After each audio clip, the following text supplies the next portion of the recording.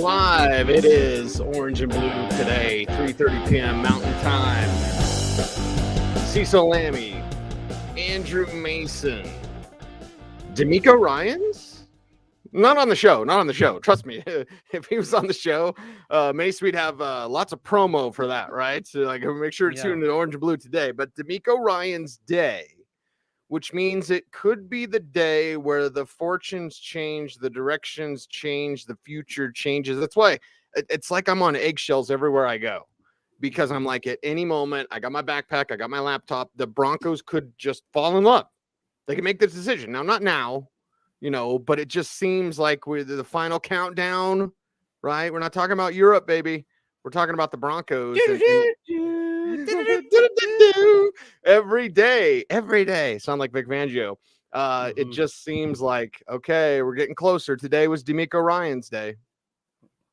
Yeah, and he's the unknown commodity. Tomorrow, Dan Quinn, that's the known commodity. That's the guy with skins on the wall. And certainly that's the guy that maybe deep in his heart of heart, George Paton wants to see get the job. But of course, we know it's not up to George Paton. And, he's not even going to be in the room for the final round of interviews next week, however many there are. He's going to be leading the tour for the coaching candidates around the facility, and available if there are any questions. But next week's interviews are Kerry Walton Penner, Rob Walton, and Greg Penner. It's ownership. But yeah, today this is a day where maybe you could have your eyes opened a bit by D'Amico Ryans. Maybe there was something that he showed that you didn't expect, and that could change the dynamic. I still think, as we're talking right now, if you were putting odds down, it is Sean Payton who's the favorite, even though I think there is a price that the Broncos won't reach. And I discussed that on my piece at denversports.com. But yeah, they did go, to their credit, everything I've heard and gathered. They have gone in this process with a fairly open-minded perspective on things. And now part of the calculus is going to be, all right, is Sean Payton 2 draft picks or whatever compensation better than whoever are the next names on their list? Jim Caldwell, D'Amico Ryans, whoever number 2 choice is. It's like falling in love, Mace. And as myself have experienced, and as I told my kids, like, you're never going to plan to fall in love. Like, it's just going to happen. So Sean Payton can be the plan, but if D'Amico Ryans is better, if he shows you what you need to see, I mean, there's your decision. I think it says have that open mind. I'm glad the Walton Penner Group does. I'm not surprised by that. But it's also, okay, understand that's what you have to do for Sean Payton, but it doesn't mean that thing's in ink at all. And I think a guy like D'Amico Ryans, who everybody wants, everybody wants D'Amico Ryans. Like, that's there'll be a competition there. It'll be different than the competition that you're going to have with Dave Tepper to pay Sean Payton $20 to $25 million, which according to reports is what he wants coming out of retirement. Yeah, it's not a financial competition. It is it's also maybe if you're Greg Penner here, and it's looking at D'Amico Ryans and seeing, okay, is this somebody that can have all this responsibility in a first head coaching job? Because at minimum, this coach will come in and be on the same level as George Paton. It's possible that D'Amico Ryans has somebody in mind that he wants to work with in personnel. I mean, if we're talking about best practices, let's look at San Francisco. Look at where D'Amico Ryans is. One of the reasons that worked is that you had Kyle Shanahan and John Lynch that were basically joined at the hip, and they didn't agree on everything, but they were of like philosophical mind, right?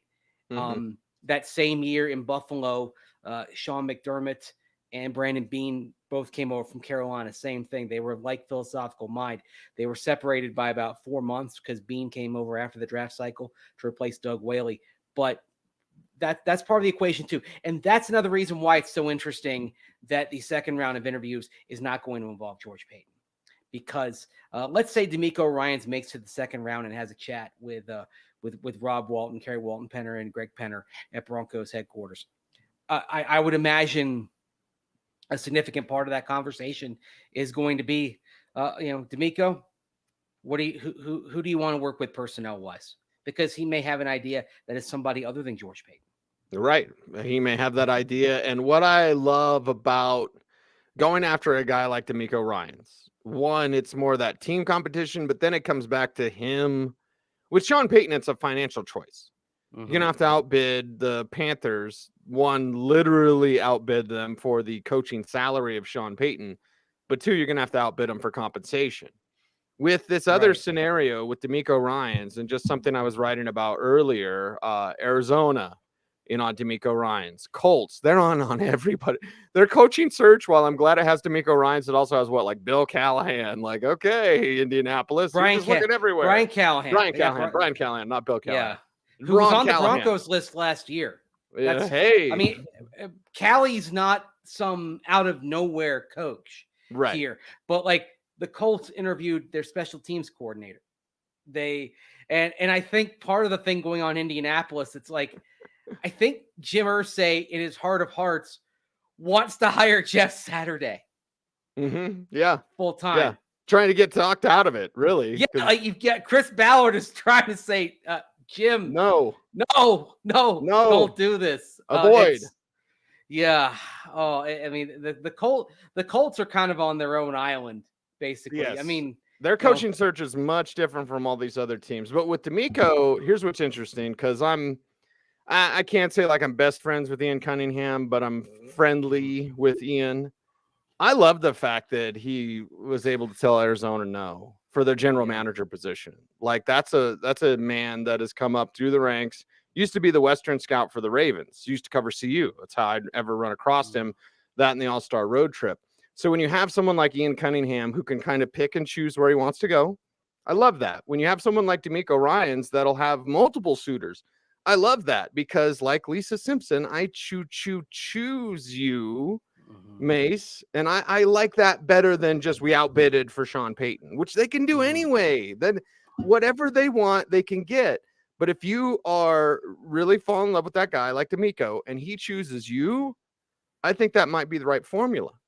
Yeah, it might be. To me, he'd have to, if I'm sitting in that room, he'd have to really sell me on his plan and his philosophy, because I'm trying to put myself in Greg Penner's shoes.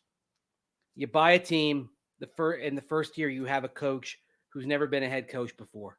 And that head coach looked out of his depth. Nathaniel Hackett looked unprepared, looked like it was all happening too fast and it was too big for him. And then when he handed off the roles, looked like he didn't know what to do on the sideline. It was remarkable to me how, Jerry Rossberg, he's like Ricky Bobby with his hands. Like, I don't know what to do with my hands. It was remarkable to me that Jerry Rossberg just stepped right into the role and seemed to know exactly what to do and how to do it as a head coach. Knew, okay, I'm the boss of the whole team. So yeah, I can go over to the tight ends and work with Albert O one-on-one. Today I'm going to go with the O-line. I'm going to work one-on-one with the guards today. Right. Nathaniel Hackett never seemed to kind of find his niche. And that's why it's probably not fair to D'Amico Ryans, but I would have to kind of have some assurances that, all right, why is this going to be different than what we just experienced here? What? Yes. And but that also offers Ryans an opportunity to have the kind of response and the kind of vision that could nail the kind of staff for him. That could. Yeah. Hackett's staff failed him. Hackett's not a dummy. As much as I made fun of Happy Fun Baby Star, he's not a dummy. Justin Alton, look at him. He looked like he didn't do anything for 15 weeks, and then for 2 games, he looked really, really good. And Nathaniel now he's got 2 interviews.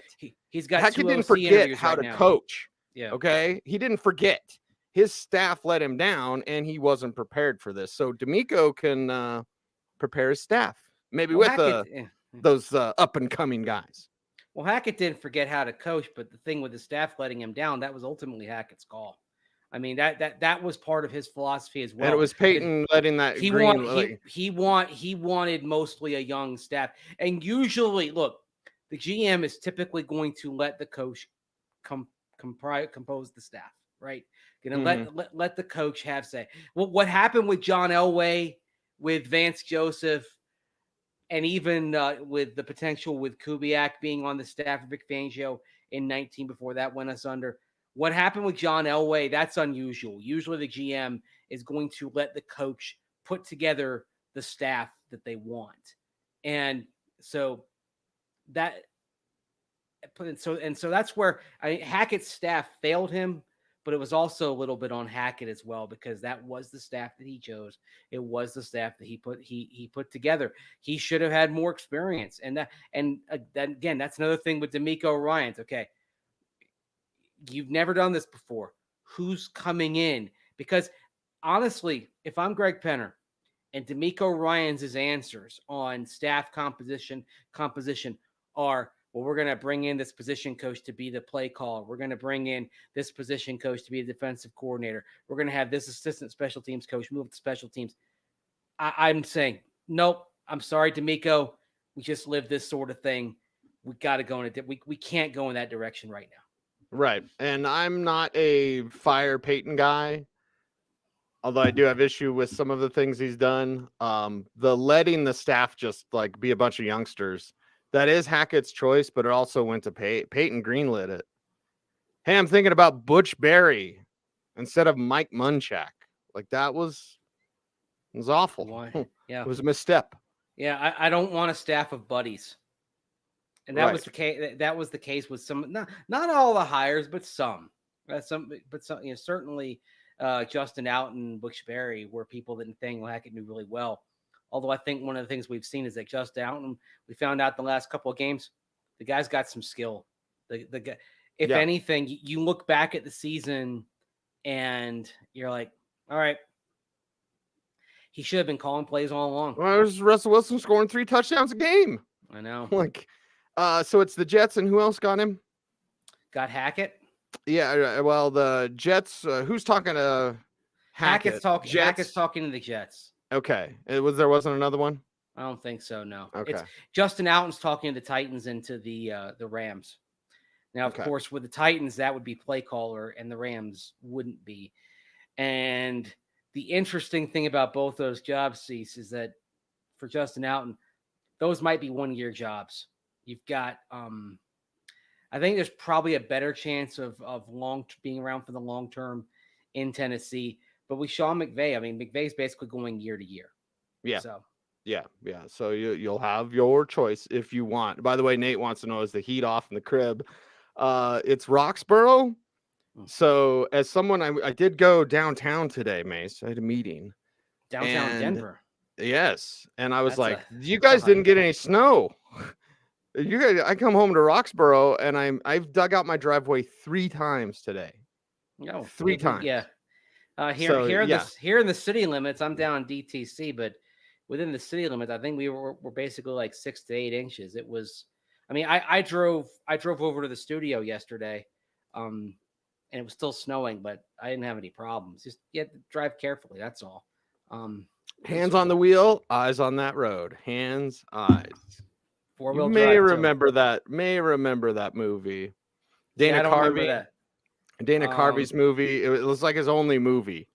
And now I can't remember. Opportunity Knocks. Opportunity Knocks. Yes. Hands on the wheel, eyes on that road. Hands, eyes. Oh, see, I don't remember that. I remember he had to. I remember he had to pretend he was Jewish for a while. I remember that as well. Oh yes. Yeah, that was his. That was his. Hey, Opportunity Knocks was like the 2022 Denver Broncos, right? It was just like, oh, this doesn't work. And Nathaniel Hackett's like Dana Carvey. It's like Dana Carvey is a hell of a number 2 guy, right? Mm-hmm. He's a hell of a sidekick. We all love we all love Garth. Sorry. I've gotten 2 quotes wrong because it wasn't Lisa that said I choose you. That was Ralph. Ralph said to Lisa. Yes. I choose you. It had the Valentine. Well, but Lisa gave Ralph the Valentine. Yes. I choose you. And Ralph, of course, kept saying it. And unfortunately for poor Ralph Wiggum, he took it literally. Mm-hmm. And that was also the episode with the the President's Day pageant and the song about mediocre presidents, which is an all-time great moment for a history nerd like me. We Yeah. are the mediocre presidents. You won't find our faces on dollars or on cents. There's Taylor, there's Tyler, there's Fillmore, and there's Hayes. There's William Henry Harrison. I died in 30 days. Orange and blue today, man. You just never know. That's the funny thing is in history. I was in America. I was a junior in high school, junior in high school when that came out, and we were studying the Gilded Age of American history. Okay. And we were basically covering a lot of those presidents from because they were basically all, almost all, they're all from like the 19th century, most of them from the back half of the 19th century, the Gilded Age. So it was just, that was crazy. But yeah, it was something else. Justin wants to know, what's the difference between D'Amico and Evero? I think it's a fair question. D'Amico's been doing it longer. Mm-hmm. That's one. But yeah, it's certainly a fair question. And Evero's already here. And not to say that if you got D'Amico, you wouldn't keep Evero. Yeah, but I think also that's where we were talking about Hackett and the failure of the staff. And obviously one move that wasn't a failure in terms of bringing in a friend was bringing in Ejiro Evero. Oh, yeah. But you do wonder we about whether Evero would have given the kind of answers that ownership wanted to hear in the interview, because we do know that he did not take the interim job out of loyalty to Nathaniel Hackett. So when he interviewed for the job, would he be showing the same kind of loyalty to Nathaniel Hackett when disseminating what went wrong during the course of the year? And if he did, then that may not lend itself to being of the right mind and philosophy to mesh with what Greg Penner is looking for. But D'Amico Ryans would. The big question on D'Amico Ryans is who's going to be the offensive coordinator, who's going to work with the quarterback. That's right. That's the answer he has to give, because it's pretty obvious with some of these other candidates. I mean, with Dan Quinn, I think you're looking at either Brian Schottenheimer or Darrell Bevel. With Jim Caldwell, well, hey, I'm the head coach. I'm a QB guy. We might bring in a couple other people, but that's going to be on fixing Russ is going to be on me. Sean Payton, it's going to be on me, right? D'Amico Ryans, that's a fair question, and that's where the answer he gives it may buoy his chances or it may sink them. Love the buoy. Brad says, I love it when you guys get off the rails. We can only do it so much. It's like Daffy Duck with the magic trick, right? Like, nobody wants us to be a bunch of slappies here. We want to talk about the Broncos. Dance monkey. Yeah, we're going to talk about the damn Denver Broncos, because there's a lot to get to with this team. It's D'Amico's Ryan's day. And honestly, and I argued with James last night. Of course, you'll be shocked, Mace. I argued with James Marilat last night on Denver Sports Tonight. But he was like, oh, you're settling. And I'm like, I feel really good about all these men. I feel really good about any of these choices that they would make. Do I have a preference? Yeah, my preference said no. So after that, if it's Sean Payton, if the price isn't too much, because there's a line for me as well. Honestly, it's that second first rounder. What's the line with the Walton Penner group? That's what we got to find out. But Sean Payton, I'd be behind. D'Amico Ryans, I'd be behind. Dan Quinn, I'd be behind. Jim Caldwell, I'd be behind. Like, some really good choices and a good group of men. Now just find the right fit. Well, here's another thing. You said your preference said no. So obviously that's Jim Harbaugh. Right.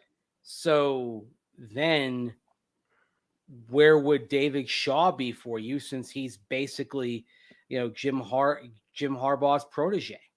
Right. Followed in his footsteps at Stanford, and really until transfer portal NIL changed the landscape of things, was doing a really good job and had that program as a perennial top 20 team in a place where it's very hard to pull that off for as long as he did.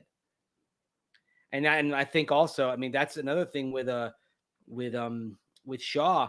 Would David Shaw put together the kind of staff that we were hearing that Jim Harbaugh might put together if he got the job? That's right. That's another thing, because I'll give you an example. Let's say you want to bring Vic Fangio back. David Shaw's worked with Vic Fangio too. Worked with him at Stanford. Yeah. They were the two coordinators under Jim Harbaugh back in 2010. So it's and David Shaw most certainly would have gone with Jim Harbaugh to the 49ers if Stanford had not offered the job. Yes. To him to succeed Jim Harbaugh. So that's that's something that comes into play as well. Is Shaw's staff going to look a lot like the one Harbaugh did? And philosophically, is it going to look a lot like Jim Harbaugh? I think David Shaw maybe has a lot of Jim Harbaugh's attributes, but perhaps doesn't have some of his quirks. I hate to get into the quirky head of Jim Harbaugh. That might have been part of the reason why he backed out. Well, he did. It's very telling to look back at how he insisted on doing the interview virtually. Yes. And here's the thing. That was his insistence. George Payton, Greg Penner, and Condoleezza Rice would have been more than happy to jump on a jet to Ann Arbor to do the interview in person, like they've done with all these other candidates. They put a lot of miles on the private jet in the last 10 days. Would have been more than happy to put a few more on there to go talk to Jim Harbaugh in person. But Harbaugh, remember, he said, he wanted to focus on signing day, yada, yada, yada. And so he wanted to do it virtually. And I wonder if on some level there was a vibe that he didn't really want the job in the way that some others did. Like, for example, Jim Caldwell, that they talked to him in person, and Caldwell was uber prepared for his interview. But of course. Yeah.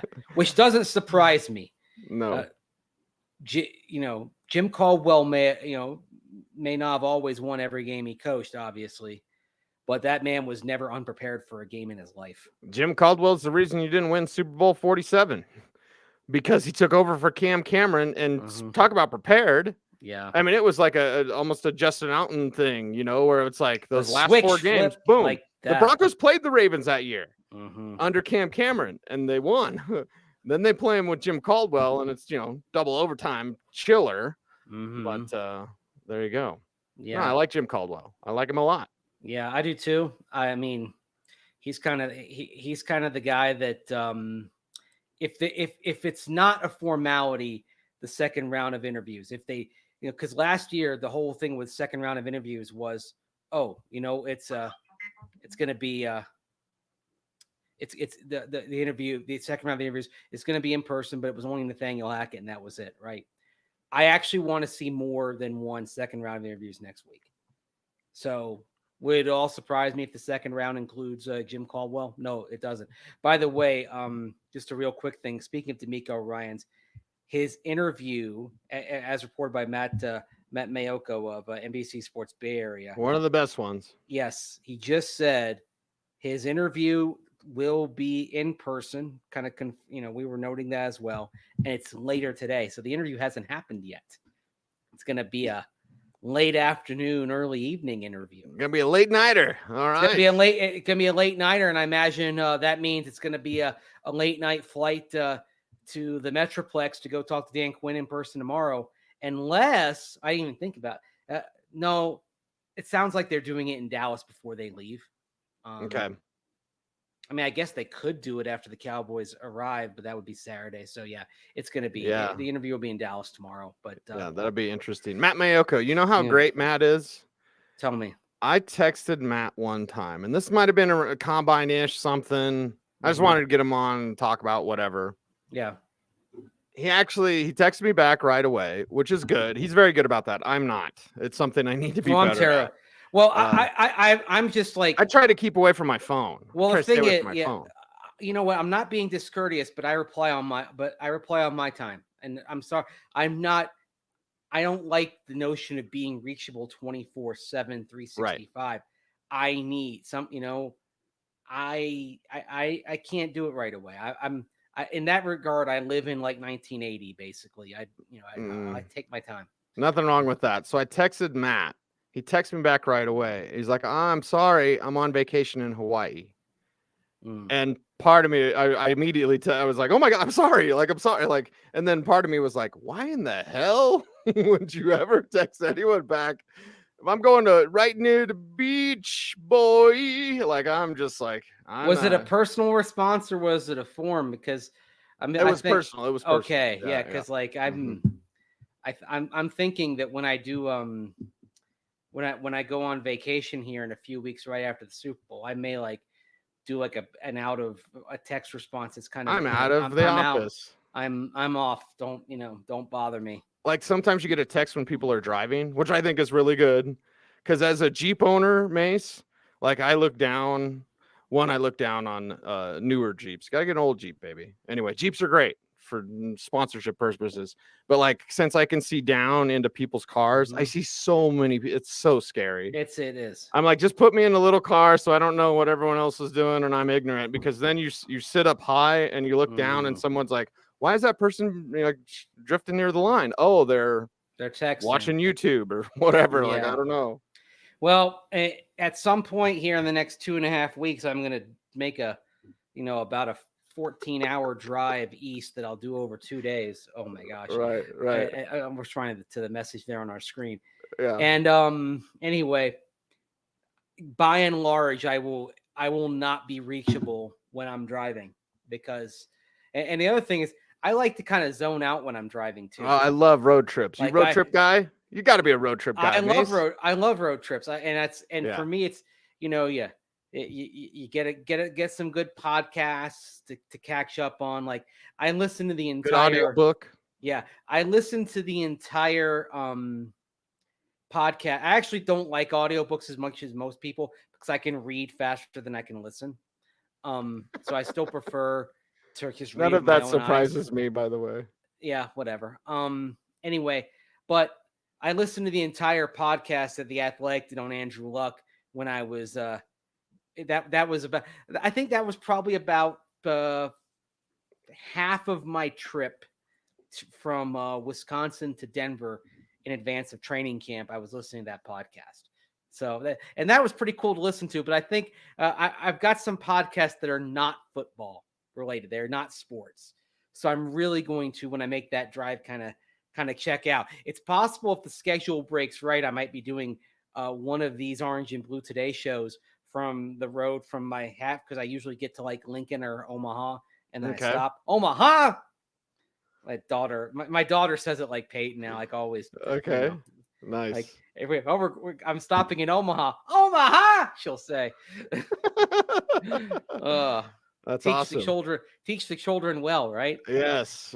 And Teach them well and yeah, let them lead the way. We're so it's sing-songy. we're in a musical mood today. It's I D'Amico mean, Ryan's day. yeah, D'Amico Ryan. So that name's got a little rhythm to it. I mean, Alliteration, right? yes. Here's one thing I want to ask about D'Amico Ryans because, of course, longtime Houston Texans player, and he is on the Texans' radar. Is that experience and knowledge of the Texans organization a good thing for the Texans getting him or a bad thing? And I see you wagging your fingers. That tells me Yeah, like what you think. Dikembe. No, no, no, no, no, no. You take the interview. You always take the interview, right? But because you know the inner workings, like you just that's a no. That's a You know no how for the me, sausage dog. is made. Exactly. Yeah, you know how Cal McNair is making the sausage. I mean, there's a story that Sage Rosenfels told, and of course he was a backup in Houston. It's That my he friend went on up to Facebook. that he went up to Cal McNair's office once. But this was back when Bob McNair was still running the Houston Texans, and Cal's office is just it's very unadorned, and he's on the floor. He's playing PlayStation. I mean, Oh, people joke about Mark Davis, but I think the Tommy Boy of NFL owners is probably Cal McNair. Yeah, I can Nate see Albert that. says try some Pantera. That you know what? That's not my speed. I'm more like a if I mean if I'm Richard more Marks. no, I'm more new wave like Okay. new All wave right. isn't new wave anymore, but like if I'm going retro, Right. it's like late 70s through mid 80s or even like late 80s new wave. There's some 90s grunge as well. Um I have it written down in my notebook. I watched a documentary on how like emo started, and it Yeah. started with new wave. And so of Yeah. course we all know Depeche Mode and stuff like that, but there was like some 80s and 90s like underground like Mm-hmm. new wave groups, because the 80s and 90s became all about pop metal or grunge, but there was still that music. There Was still that was. music in Mm-hmm. Britain. And so there was a couple of bands. I got it written down somewhere here. I got to go find it, because I was like, that music sounded really good. And I Mm-hmm. know eventually it became emo or whatever, and you may have varying opinions on that. It just had to wait out the evolution through the early to mid 1990s, basically. But I mean, I've got a variety of tastes. Like if I'm feeling kind of mellow, there may be a little yacht rock in there for a little bit. As the smooth sounds of like Christopher Cross and Y'all be there. Yeah. yeah, I'm gonna Yamo burn this place down. I'm glad you got the reference there. Of I'll hear course. Yamo be there one more time. I'm gonna Time. Yamo burn this place down. Yeah. There we go. So Yeah. far we've got Opportunity Knocks. I referenced Half Baked. Yeah. We did 40-Year-Old Virgin. We did Simpsons. Yeah. Like, yeah, you're a pop culture fan. You're gonna love Orange Blue today. That's what we're here for. I mean, look, I always say, it's no reason this can't be fun, even in a bad season, right? This is still entertainment. This is still it's still fun. Although the article, Gary Newman, cars, here in my car. I feel safest of all. Dun dun dun dun dun dun.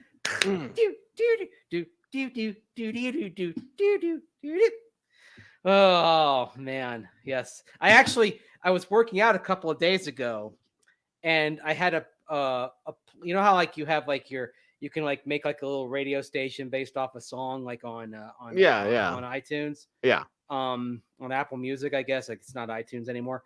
The one that I started from was the first song played in the history of MTV. That was Radio Killed the Music Star. Killed the Radio Star Mm-hmm. by the Buggles. So yeah. It's a history lesson. That's yes. First song played in the history of MTV was Video Killed the Radio Star by the Buggles. What was the second song played? Because I was listening. Nobody ever remembers the second one. Well, that's what's interesting. I was listening to a pod. Can I guess? I guess? I have a good guess. Okay. I'm probably wrong, but I'm gonna guess. Okay. So the very first video was that, and the second one was "Hungry Like the Wolf." No, because Duran. No, you couldn't. Probably wasn't out yet. No, that wasn't out for another couple of years. The second song, and I'm looking at this. It's all on Wikipedia, by the way. Okay. Was "You Better Run" by Pat Benatar.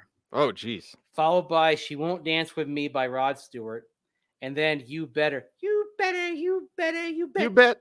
by The Who. Okay. And then who should have never played the Super Bowl because Roger Daltrey's like 100 years old and can't sing anymore. Like, yes, that's Super Bowl. It was post the Janet Jackson thing, and the NFL got real uptight. Like, who's like old and not gonna show anything except Roger Daltrey? I think Roger Daltrey showed more nipple out there, and it wasn't good. Oh my gosh. Anyway. All right, and here's a little trivia for you. All right. Among the first 20 songs played on MTV, there were 2 artists who were represented twice in the first 20 songs.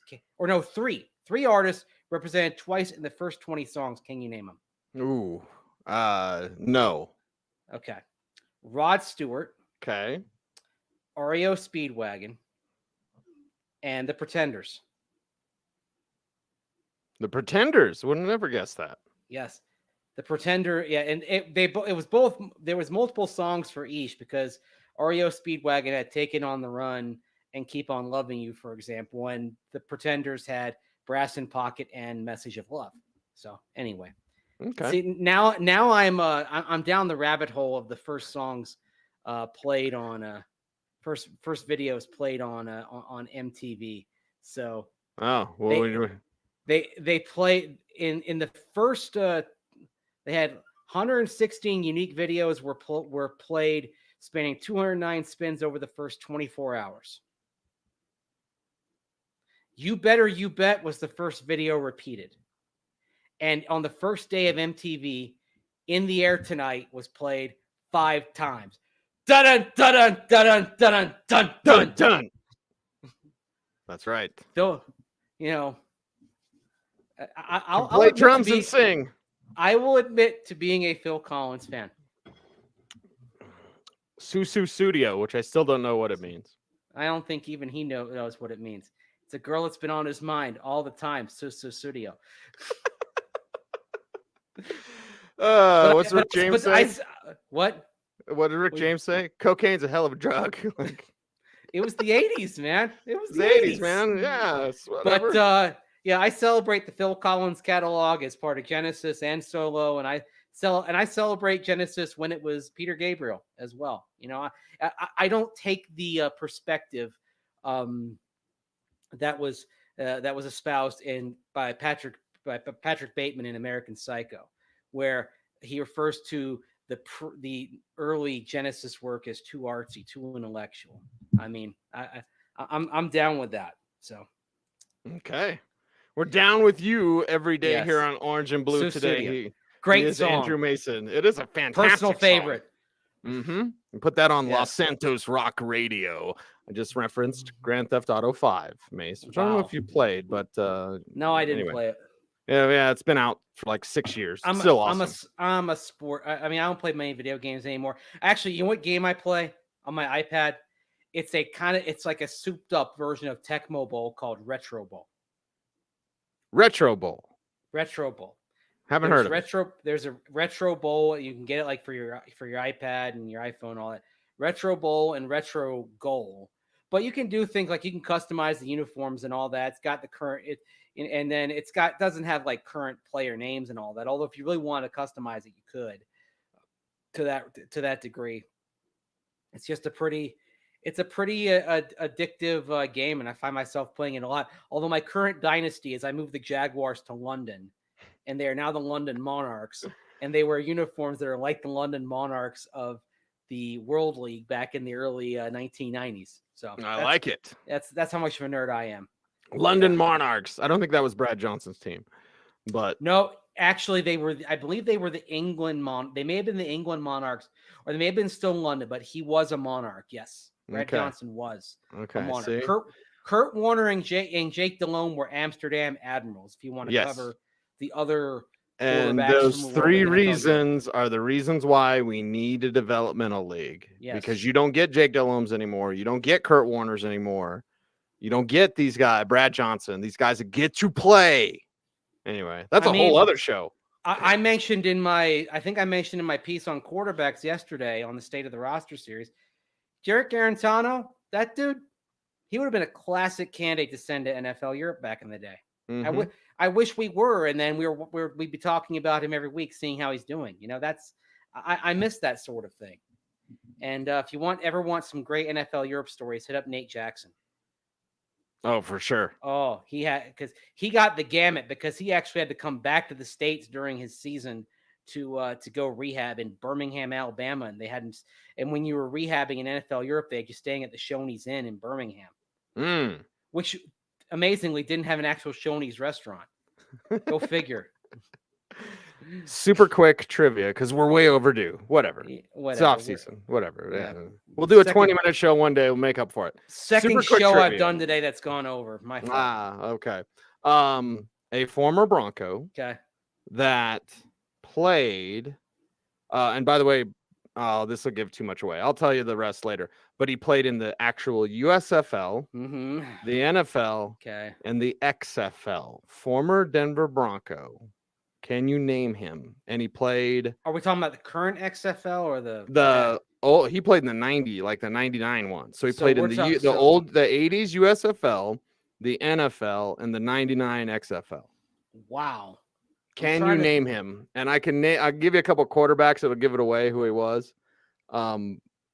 He played for the Chargers, so he blocked for Dan Fouts, and he ended up his career with the Las Vegas Outlaws, and so he was teammates with He Hate Me. He also blocked for Donovan McNabb, in addition to blocking for John Elway. Wow. Can you name him? Broderick Thompson? David Diaz-Infante. Oh, God. Doc. Yeah, good old Doc.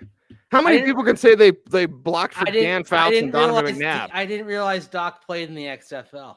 Mm-hmm. Yeah, he was out. He was before the Vegas Outlaws. He was like, "Why is that saying on the back of your jersey?" And he hate me. Said Rod Smart said, "You see that guy? He hate me. You see that over there? He hate Well, me. I You see remember that. I that? guess He hate I don't me." remember. I didn't remember Diaz and Fate being in there. Wow. Okay. Cool. Yeah, yeah. Good old Doc. All right, I didn't. Went their quarterback Ryan Clement, believe so. Yeah. Mullen, right? Yep. Thought so. Yep.